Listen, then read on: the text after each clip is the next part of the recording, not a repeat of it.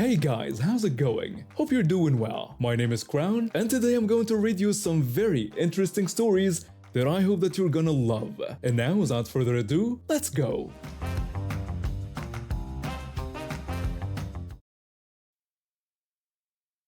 This happened about 10 years ago, during what was supposed to be the happiest time of my life. My then fiancé and I had been planning our destination wedding for over a year. We chose a beautiful resort in Hawaii, and many of our friends and family were excited to join us for the celebration. Since we had such a large group booking flights together, the airline offered us a complimentary upgrade to first class as a courtesy. My fiancé and I were thrilled. It felt like the perfect start to our wedding journey. We were assigned seats, 4A and 4B, a nice window and aisle combination. When we boarded the plane, though, we immediately ran into a problem. There was a couple already sitting in our seats. I politely told them they were in our seats and showed them our boarding passes, expecting a simple mix-up that would be quickly resolved. The woman just looked at me and turned away. Her husband barely acknowledged us. When I insisted again that these were definitely our seats and asked them to check their boarding passes, the woman flatly refused to move, saying these were perfectly good seats and they were staying put. I didn't want to create a scene, especially since this was the start of our wedding trip. I flagged down a flight attendant and explained the situation. She checked everyone's boarding passes and discovered the couple was actually supposed to be in seats 1C and 1D. The flight attendant told them they needed to move to their assigned seats immediately, but the woman refused again, saying they were comfortable where they were. When the flight attendant explained that this wasn't optional, the husband became aggressive, telling her to just deal with it. To defuse the situation, I offered to swap seats with them. The flight attendant wasn't happy about it, but she agreed to officially document the seat swap. She even brought us champagne as a thank you for being reasonable. Just minutes later, another couple boarded. They had also been assigned seats 4A and 4B, the ones we'd originally had. It turned out they had actually paid for first class, while both our upgrade and the other couples were complimentary. The flight attendant asked the couple we'd swapped with to give up those seats. That's when things got interesting. The woman and her husband tried to move their bags to the overhead compartment above our new seats in row 1. When the flight attendant stopped them, explaining that they had officially swapped seats and their only options now were coach seats. The woman became hysterical, screaming that this was ridiculous and refusing to go to coach. The couple caused such a scene that the captain had to come out. He gave them an ultimatum, either move to coach or take another flight. They eventually moved to coach, but the woman was sobbing dramatically the whole way back. A few hours into the flight, I was sleeping peacefully when someone grabbed my shoulder and tried to yank me out of my seat. It was an older man, clearly drunk, who turned out to be the woman's father. When I stood up to defend myself, he actually tried to punch me. He was so unsteady that he barely touched me, but an air marshal immediately appeared and removed him from first class. 30 minutes later, the woman came charging up the aisle, screaming at the flight attendant and trying to grab her. The air marshal had to drag her back to coach 2. When we landed, the police were waiting. They boarded and arrested both the woman and her father. They were supposed to be staying at our wedding resort. One of their relatives later told our guests that they spent the first few days of their vacation in jail instead. They were also banned from the airline and had to find another way home. To top it all off, we found out they were actually on their way to their own destination wedding at the same resort. The woman was supposed to get married the day after us, but instead she spent what would have been her wedding day in a jail cell. Her poor fiancé ended up having to cancel everything and deal with all their angry guests while she was detained. I almost felt bad for them, but then I remembered how they tried to ruin the start of our wedding trip. I have to share this story from when I was in my early 20s working as a manager at a movie theater. It was one of those modern places with a game room, restaurant, and even a bar. Having a bar in a movie theater seemed like asking for trouble, but most people were reasonable enough not to want to miss parts of their movie getting drink refills. This incident happened during one of my closing shifts. I was in the office counting the day's earnings and finishing up paperwork Most of the staff had gone home except for one young usher who was new to the job. His only tasks were to check the theaters for any issues and say goodnight to guests as they left. The other manager had asked to leave early since it was a quiet night, and the last movie was already running. Just minutes after the other manager left, I got a call to come out to the lobby because some guests wanted to speak with me. When I got there, I found my usher standing with two elderly women who looked concerned. They explained their situation. There was a drunk man in their theater who was yelling at his wife, and they were worried he might become abusive. They mentioned they'd asked their husbands to step in, but the men hadn't done anything about it. I assured them I would handle the situation, and they went back to their seats. I gestured for my usher to follow me into the theater.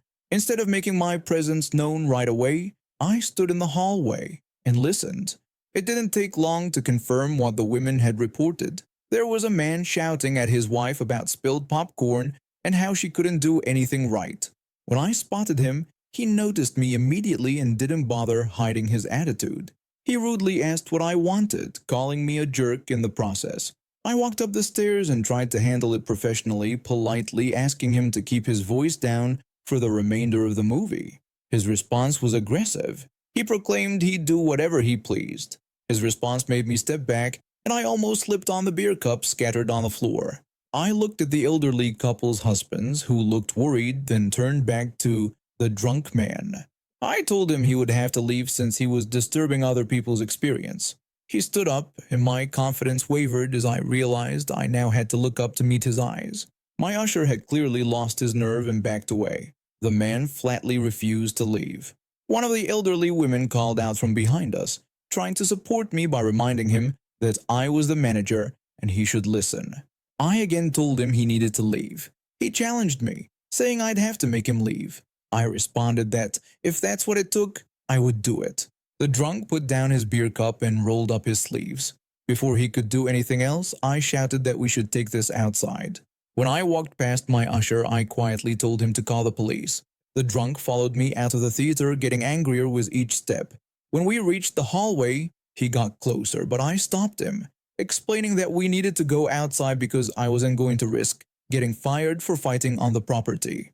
I pointed to the nearest exit, walking behind him as I removed my name badge and tie. As soon as he barged through the door, I quickly slammed it shut behind him. The door automatically locked, exactly as I'd planned. It took him a moment to realize what had happened. He started pounding on the glass door so hard it cracked, but thankfully the police station was right next door. They arrived within minutes, and my fake confidence turned real as they put him in handcuffs. After giving my statement and handing over the security footage, I waited until the movie ended to check on his wife. To my surprise, she wasn't concerned at all about him being arrested. She simply commented that he deserved to spend the night in jail, then walked out to her car and left him to deal with the consequences.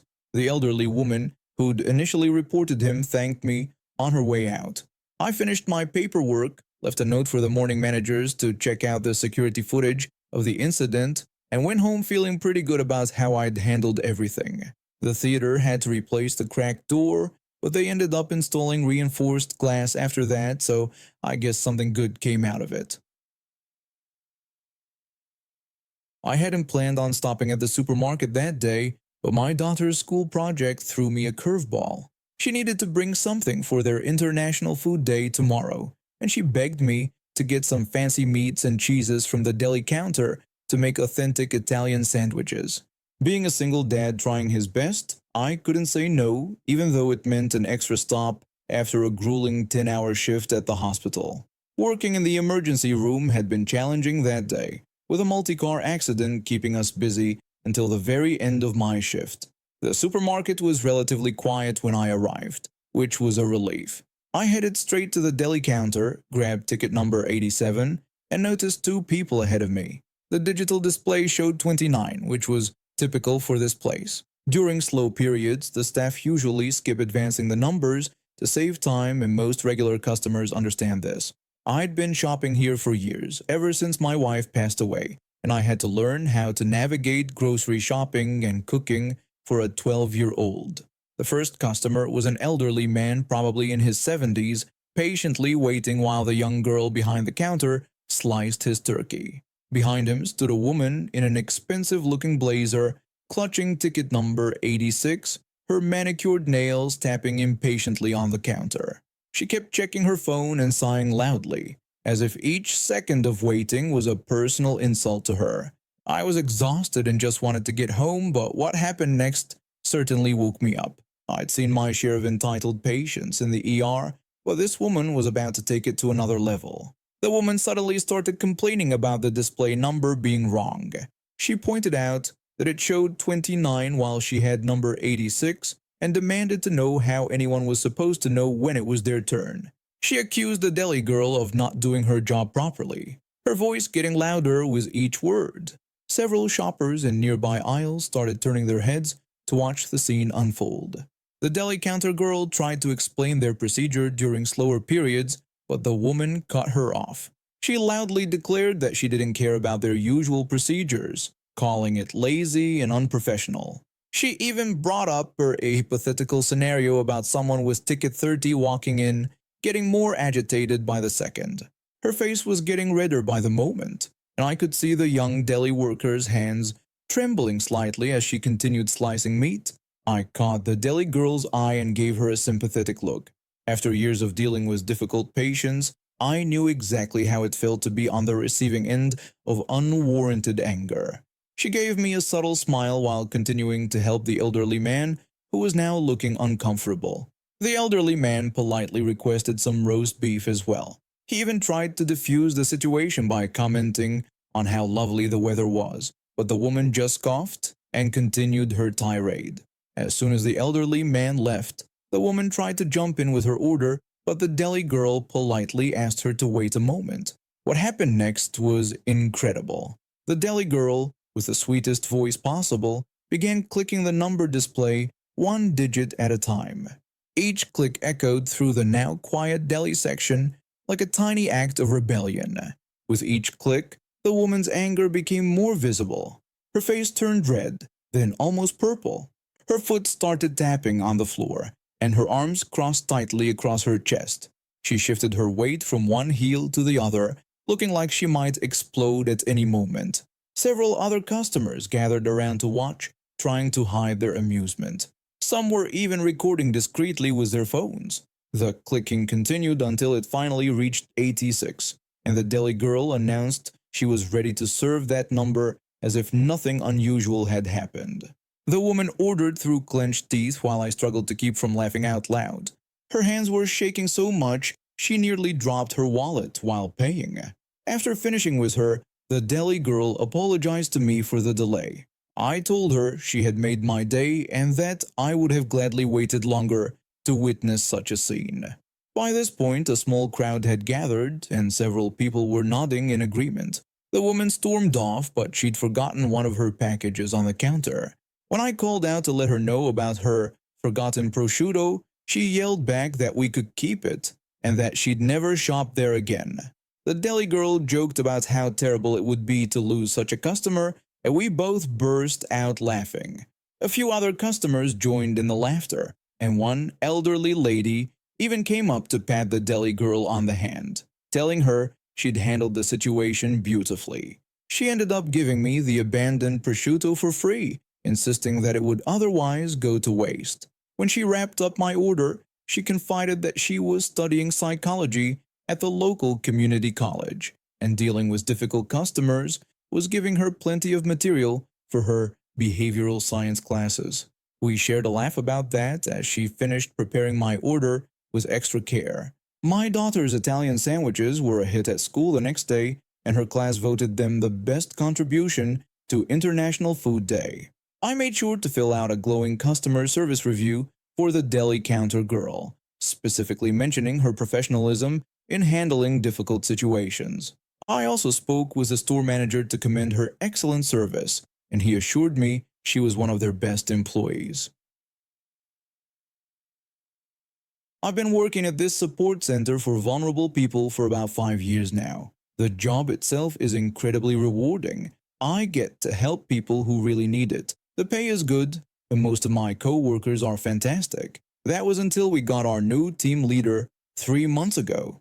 From day one, she made it clear she was going to be different from our previous managers, and not in a good way. While I consistently exceeded every performance metric, we're talking about achieving 99% when the target was 50% and handling calls in 600 seconds when the target was 1500. She'd still find ways to criticize me. During one of our first meetings, she called me in to discuss my performance. When I asked if there was an issue since my metrics were well above target, she pointed out that I had missed one call out of 100 last month. I reminded her that the target was 50% and I was at 99%, but she insisted that wasn't the point and we needed to discuss why I missed that one call. This was just the beginning. One day, I was running late due to traffic. Following protocol, I called in to notify them and submitted a schedule adjustment request when I arrived. Simple process, right? Not for her. She called me into her office and accused me of not following proper procedure for being late. When I explained that I had called in and submitted the adjustment request as per protocol, she demanded proof. Even after I pulled up the records and showed her both the call log and the submitted request, she wasn't satisfied. She announced that from now on I would need to call her personally when running late, even on her days off. So I started calling her at 6 a.m. on her days off when I was running late. Malicious compliance at its finest. She had this favorite saying whenever someone questioned her about previous conversations. If it's not in writing, it didn't happen. So I started documenting everything. And I mean everything.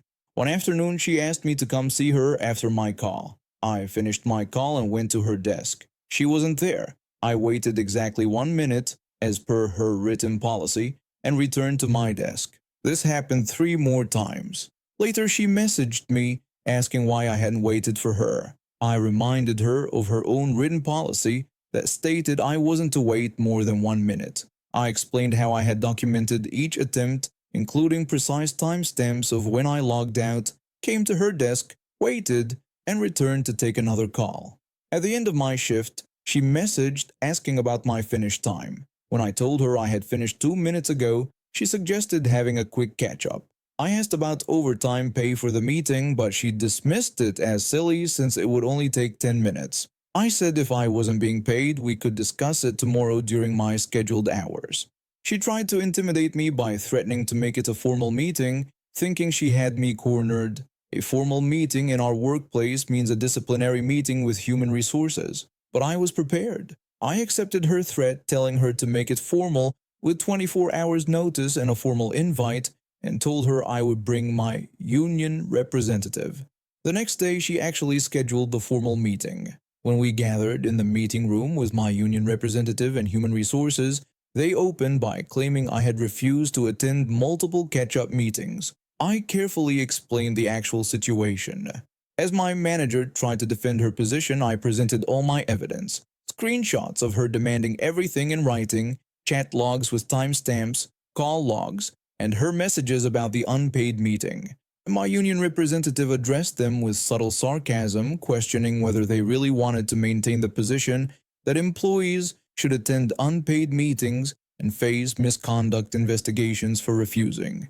Human Resources quickly backtracked, saying there had been a miscommunication and I could return to work. I insisted on getting written confirmation that I was cleared of any false accusations and nothing would be documented in my staff file. They provided the written confirmation. The next day, we received an announcement that our team leader had decided to pursue opportunities outside the company. Apparently, using formal misconduct meetings as an intimidation tactic didn't sit well with upper management. Our new manager actually knows how to lead a team. No more 6 a.m. calls on their day off, no more nitpicking over exceeding targets, and no more unpaid meetings. Just a normal professional work environment where we can focus on what matters, helping vulnerable people who need our support. And now we have reached the end of today's stories. Thank you for watching, and see you next time.